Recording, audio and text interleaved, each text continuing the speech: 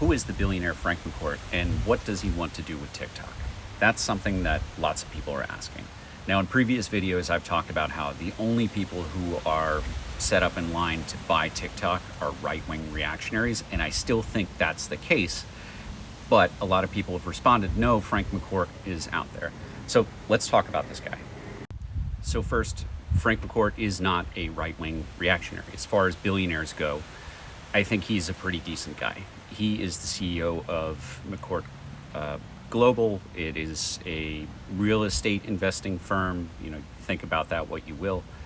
He also is the former owner of the LA Dodgers. But why does he want to buy TikTok? He wants to buy TikTok because he believes in this, Project Liberty. What he's trying to do is create a future internet, a better internet, where individual consumers are able to hold on to and own their own data, so that mega companies like Meta, Facebook, Instagram, and Twitter, X, people like Elon Musk, aren't just scraping data from us and making a profit off of our creations, our wants, our desires, our responses to what we're engaging in online. So his big project is called DSNP, the Decentralized Social Networking Protocol. Now, while in theory I think the DSNP is a great idea, the way that I kind of view it is I know that I'm lazy. Look, I'm an Apple user. I use Apple because on both computer and on my phone, it's easy. Everything that I want is there, everything is easy. If I were someone who really cared about customizing absolutely everything, I'd use Android, PC, or Linux or something like that, right? I'm not interested in having to pay attention to that many things. That's why I'm an Apple user. And that's why I don't think that the DSNP is good for people like me. But I'm open to being proven wrong.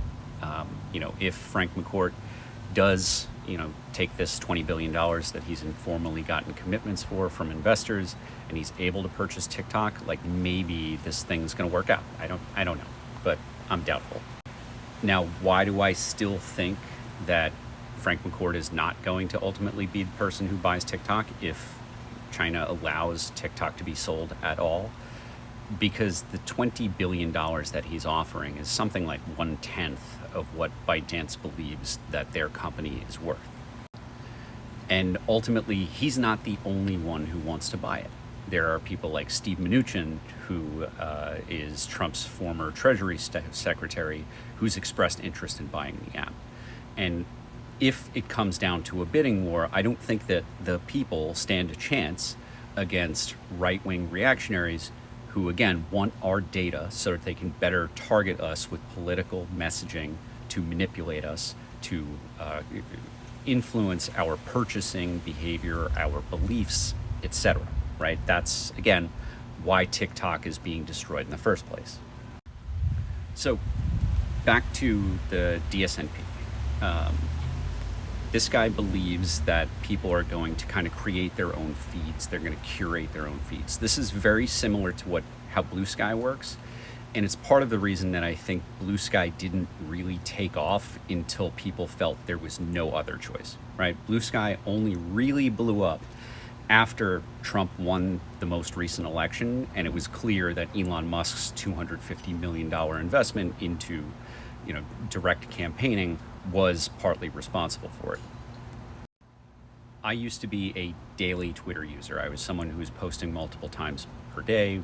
I used to have a verified account, and it was important to my work in veteran advocacy that I use social media that way. Blue Sky, though I am using that app more, is just not having the same effect for me, so I haven't been drawn to it the way that I've been drawn to TikTok. One of the things that I like about McCourt is that he is pretty straightforward in saying, like, listen, Americans like to be advertised to, they like to purchase things. That is what motivates many of us to use TikTok in the first place. TikTok, as far as a market, is, I think, second to only Amazon, which is really significant. So because he recognizes that there's a financial incentive for creators to be involved in TikTok at all, no matter what protocol it's under. I have hope that he is not looking at this as some sort of utopian thing where individual creators don't get compensated for their work on this app the same way that kind of Meta and X ultimately treat the vast majority of creators.